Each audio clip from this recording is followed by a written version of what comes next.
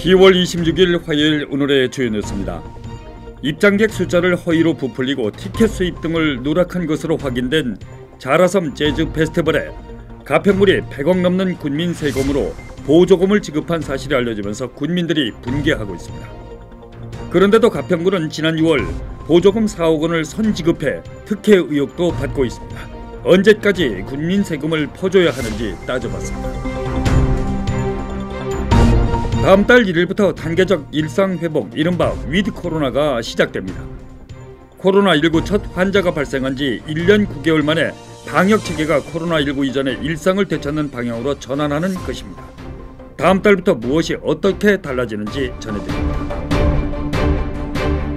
통행료 문제로 시끄러웠던 일산대교가 내일 낮 12시부터 무료로 통행됩니다. 이에 앞서 경기도는 주식회사 일산대교에 대한 사업 시행자 지정을 취소하는 공익처분을 시행한다고 오늘 밝혔습니다. 조광한 남양주시장이 3기 신도시 원주민 재정착을 위한 회의에 참석해 목소리를 높였습니다. 3기 신도시 7개 지자체장이 참석한 가운데 어제 열린 회의에서 조 시장은 남양주시 왕숙천 일대에 들어서는 왕숙 신도시 보상이 코앞에 다가왔으나 LH는 원론적인 얘기만 하고 있어 원주민들의 불안이 크다고 지적했습니다. 어제 있었던 회의 내용을 들어봤습니다. 이상이 오늘 전해드릴 주요 뉴스입니다. 잠시 후 뵙겠습니다.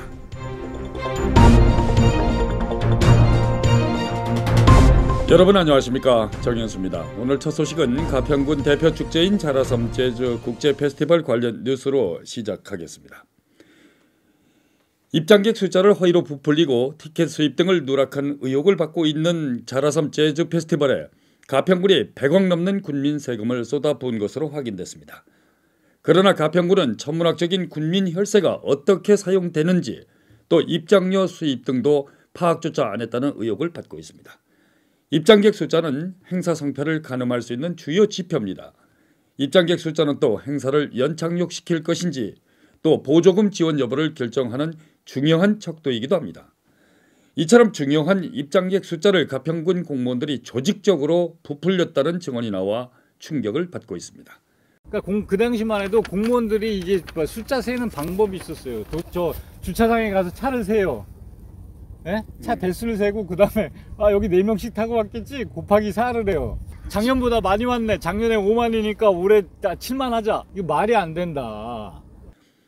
입장객 숫자를 허위로 부풀린 이유에 대해 인재진 대표는 우수축제로 선정되기 위한 것이라고 말했습니다. 그 축제를 평가받고 하는 과정에서 사실은 그 방문객 수가 상당히 중요한 그 지표 중에 하나이기도 했고, 우수축제로 선정되면 국비와 도비, 지방자치단체 등으로부터 보조금을 받는데 유리할 수밖에 없습니다. 따라서 입장객 숫자를 허위로 부풀리는 수법으로 보조금을 받아 지난 20년간 재즈 페스티벌이 유지됐다고 해도 가평군과 주관사는 조금도 억울할 것이 없어 보입니다. 군민 혈세를 100억 넘게 지원한 가평군은 얼마의 수입을 올렸는지조차 파악하지 못하고 있습니다. 가평군이 제시한 자료엔 수익금 내역이 7차례나 누락돼 있습니다. 이 자료대로라면 재즈를 주관한 대표는 연간 수억 원의 이익을 챙겼을 것이라는 합리적 의심과 추론도 가능합니다. 그러나 관계자의 대답은 정반대였습니다. 그럼 돈 버신 거 없으세요? 네, 저는 돈을 그렇게 번 게 없습니다. 본 것이 없고, 굳이 이야기를 하자면 그 페스티벌 조직을 겨우 운영하고 꾸려갈 수 있을 정도. 인건비 정도 수입이 전부라는 주장에 얼마 전 모 방송을 통해 소개된 저택에 대해서도 궁금해 물어봤습니다. 그런 오해를 받기에는 너무 억울하고 여전히 집을 지으면서 갚아야 될 대출이 너무 많고. 지난 2012년 있었던 구해 축제 때 입장객 20만 명을 기록한 재즈 페스티벌이 2015년을 정점으로 추락하기 시작해 2017년부터 관객 수가 반토막으로 곤두박질했습니다. 이대로 가면 가평 군민의 혈세로 유지될 수밖에 없는 처지에 놓였습니다. 성년의 나이가 된 재즈 페스티벌을 언제까지 군민 혈세로 양육을 해야 되는지 다시 물어봤습니다. 이제 성년이 된 나이가 됐는데 이제 자립 능력을 좀 갖춰야 될 시기가 좀 지나지 않았는가 이런 생각도 들어요. 자구책을 좀 마련해야 되는 것 아닙니까? 어떻습니까? 현실적으로 그런 것도 가능합니다. 가능한데 그렇게 하려면 이제 규모를 조금 많이 줄여야 되고, 그렇게 하면 이게 너무 상업적인 행사로 변질이 될 수 있다. 스스로의 자립 능력을 키우지 않고 국민 혈세에 의지하기엔 한계가 왔다는 지적입니다. 가평군의 생각이 궁금했습니다. 이제 오랜 세월 축제로서 국제적인 축제로 자리매김했는데 계속 보조금을 주는 거는 그 취지에도 안 맞고, 그다음에 자생력을 키우기 위해서도 스스로 이제 축제를 키워가는 게 바람직하다고 봅니다. 재정 자립도가 낮은 가평군의 곳간은 군민의 세금으로 어렵게 채워지고 있습니다. 가평 군민이 언제까지 재즈만을 위한 호주머니를 채워야 하는지 고민을 해야 하는 이유일 것입니다.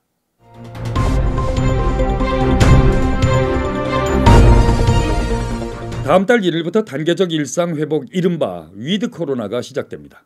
신종 코로나 바이러스 감염증 첫 환자가 발생한 지 651일, 1년 9개월 만에 일상을 되찾는 방향으로 전환하는 것입니다. 일상회복은 6주 간격으로 3단계에 걸쳐 시행됩니다. 확진자 폭증 등 돌발 변수가 없다면 오는 11월 1일 1단계, 12월 13일 2단계, 내년 1월 24일 3단계 개편이 시작됩니다. 3단계에서는 시설 운영과 행사, 사적 모임, 관련 제한이 모두 사라집니다. 당장 1단계 개편이 적용되는 11월 1일부터는 유흥시설을 제외한 모든 시설에서 24시간 영업이 가능해집니다. 대신 유흥시설과 실내체육시설 등 감염 위험이 높은 일부 시설은 백신 접종 완료자나 PCR, 즉 유전자 증폭 진단 검사 음성 확인자만 드나들 수 있는 백신 패스가 적용됩니다. 사적 모임은 접종 여부를 따지지 않고 일단 전국적으로 10명까지 허용됩니다. 100명 미만의 행사는 조건 없이 허용되고 다만 100명 이상이면 백신 패스가 적용을 받습니다. 주요 관심사인 자영업자와 소상공인의 고통을 고려해 다음 달부터 제한이 대부분 없어져서 24시간 영업이 가능해집니다. 다만 유흥시설만 유일하게 밤 12시까지 영업을 할 수 있고 오는 12월 중순경 2단계에서 시간 제한이 다소 풀릴 전망입니다. 한편 실외 마스크 착용 의무는 2단계가 시행되는 12월 중순경 폐지될 전망입니다. 하지만 실내 마스크 착용은 일상회복 전 과정에서 반드시 지켜야 하는 핵심 수칙으로 유지가 됩니다. 정부는 내일 방역 의료를 포함해 경제, 민생, 사회문화 등 안전 분야의 일상회복 이행안을 정리한 다음에 이어서 오는 29일 중앙재난안전대책본부가 최종적으로 방안을 마련해 대국민 발표를 할 예정입니다. 통행료 문제로 시끄러웠던 일산대교가 내일 낮 12시부터 무료로 통행됩니다. 경기도는 내일 정오부터 주식회사 일산대교에 대한 사업시행자 지정을 취소하는 공익처분을 시행한다고 오늘 밝혔습니다. 사업자 지정이 취소되면 통행료를 받을 수 있는 근거가 없어져 즉시 무료 통행이 가능해집니다. 이에 따라 내일 정오부터 일산대교를 통과하는 모든 차량은 다른 한강 다리를 이용하는 것처럼 요금소를 무정차 통과하면 됩니다. 이번 무료 통행은 공익처분에 따른 것으로 경기도는 국민연금공단 측의 집행정지 신청에 대비해 본안 판결이 나올 때까지 전체 인수 금액 중 일부를 선지급하는 방식을 통해 가처분 소송 결과와 관계없이 항구적으로 무료화한다는 방침입니다. 현재 일산대교의 통행료는 승용차를 기준으로 1,200원을 받고 있습니다.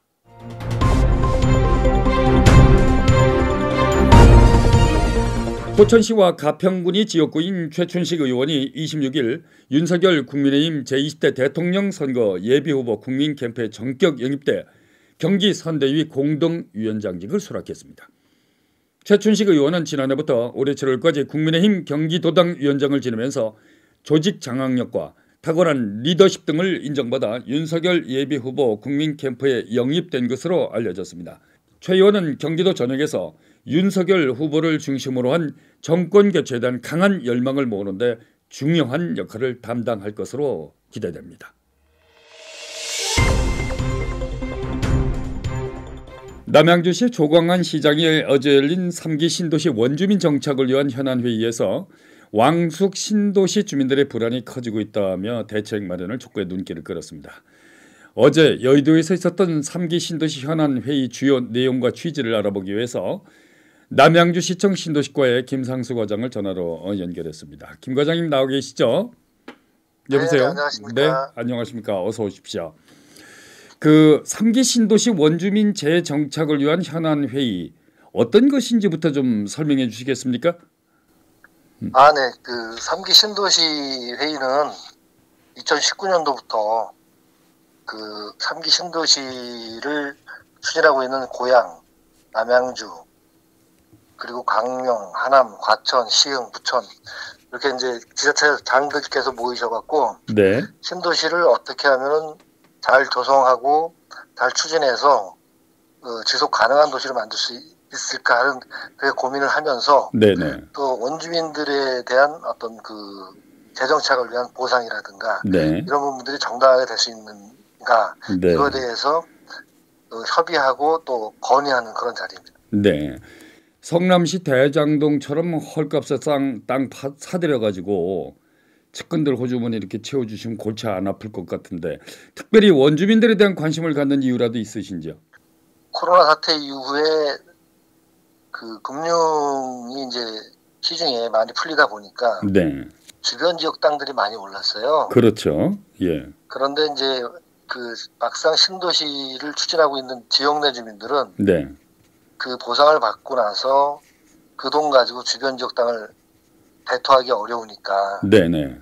그 부분에 대해서 이제 불만이 많으신 거거든요. 네. 그래서 우리가 주변 지역의 땅값이 오른 만큼 보상할 때 네. 지구 내의 토지 부분도 그걸 네. 반영해서 정당하게 보상을 해달라. 예.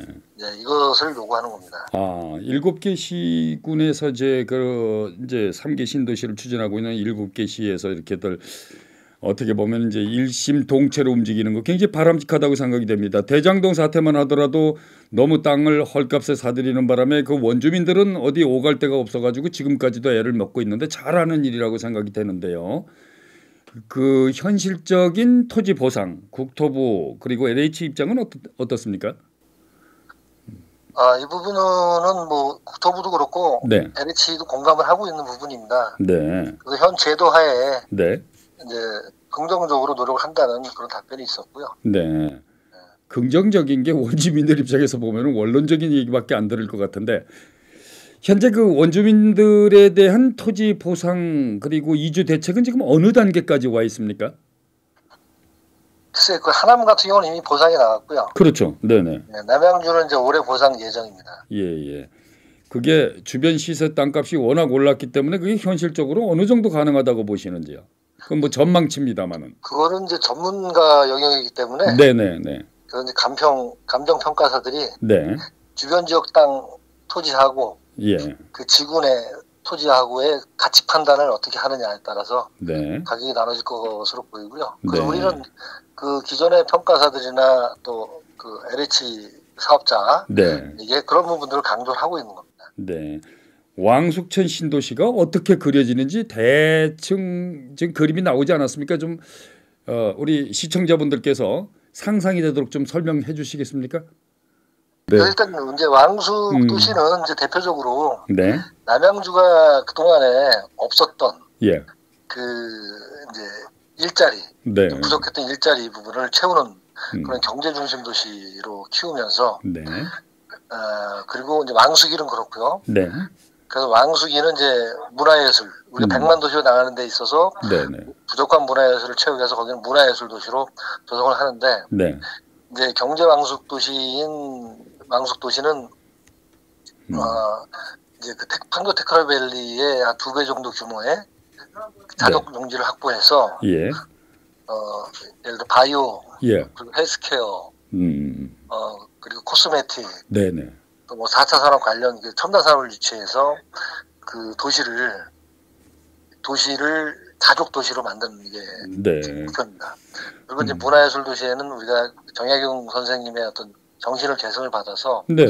거기에 실학학교라든가 어. 이런 그 시설 건립을 하고 그리고 청년층을 위한 문화예술촌을 네네. 조성해서 명실상부한 그 수도권 동북부의 최고의 그 문화예술 도시로 만드는 것을 추진하고 있습니다. 아 그렇습니다. 그래서 이제 예. 이렇게 추진하면서 네. 우리가 뭐 언론에서도 많이 이제 방송이 됐지만 GTX-B 네. 경춘선 GTX-B 노선이 이제 설치가 되게 되고 네. 또 가장 중요한 이제 지하철 9호선, 도시철도 9호선이 이제 각각의 왕숙지구에 연결이 되는 지역이라 해서 네. 이제 강남 생활권이 가능한 지역이기도 합니다. 그렇게 되면 이제 왕숙천을 중심으로 해가지고 그 지도가 많이 바뀔 것으로 예상이 됩니다. 그렇죠? 예. 우리 시는 이제 왕숙천을 중심으로 네. 진저비, 그다음에 왕숙 그리고 다산 신도시가 이제 쭉 그 벨트로 형성이 되게 돼 있습니다. 네, 네. 이쪽 이제 그 지역이 남양주의 어떤 장기적인 발전을 보면은 중심 지역이 될 것으로 보고 있습니다. 네. 끝으로 한 말씀 더 여쭤보겠습니다. 왕숙 신도시가 들어서게 되면 이제 남양주시 인구가 일단 100만을 육박하겠죠. 그렇게 되면 네. 이제 100만 도시로 탈바꿈할 텐데요. 신도시과에서 할 일이 더 많아지겠습니다. 앞으로 계획은 어떻게 잡고 계십니까? 이제 100만 도시를 목표로 하지만은 100만 도시를 유지하는 것이 더 큰 문제거든요. 네. 그래서 남양주 전체로 봤을 때 남양주는 지속 가능한 친환경 스마트 도시로 조성하고 네. 그 자체를 지속적으로 유지하기 위해서 노력을 할 것입니다. 네. 자, 오늘 말씀 여기까지만 듣겠습니다. 말씀 잘 들었습니다, 과장님. 네, 감사합니다. 네. 고맙습니다. 지금까지 도움 말씀의 남양주시청 신도시과 김상수 과장이었습니다.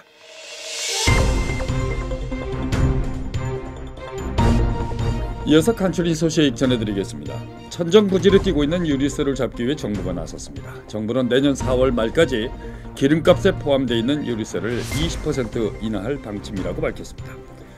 홍남기 부총리는 오늘 오전 정부 서울 청사에서 열린 비상경제중앙대책본부에서 전세계 공동 글로벌 인플레 압력이 직면했고 우리도 물가 상승률이 2%를 넘어설 것으로 전망돼 가용 정책을 총동원해 대응 중이라며 이같이 밝혔습니다.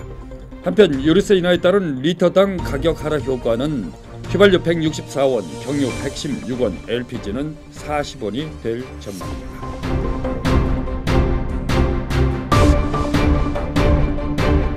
박윤국 포천시장이 한국반부패정책학회가 선정한 올해의 대한민국 반부패 청렴대상 수상자로 최종 선정됐습니다. 한국반부패정책학회는 제11회 청렴대상 수상자로 공직 부분에 박윤국 포천시장과 김광철 연천군수, 황명선 논산시장을 선정했다고 밝혔습니다. 한국반부패정책학회는 매년 공직자와 정치부문 2개 분야에 지역과 정당 관계없이 각 부문별 1000명을 엄선해 시상하고 있습니다. 지난 2005년 창립된 한국반부패정책학회에는 대학 교수와 연구원, 변호사, 공인회계사 등 전문가들을 중심으로 운영되고 있는 권위 있는 학회로 평가받고 있습니다.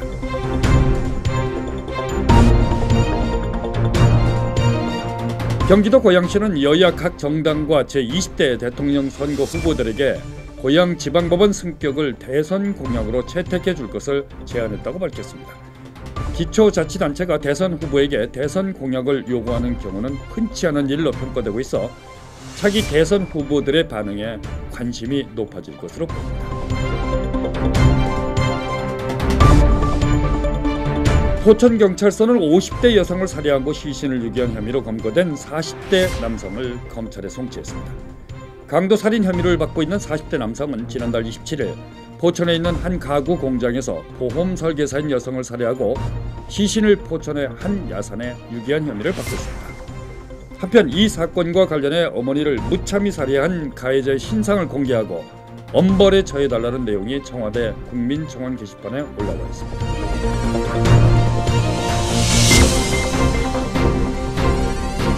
(10월 26일) 화요일 보내드린 뉴스는 여기까지입니다. 시청해주신 여러분 감사드립니다. 구독과 좋아요는 방송에 큰 힘이 됩니다. 고맙습니다.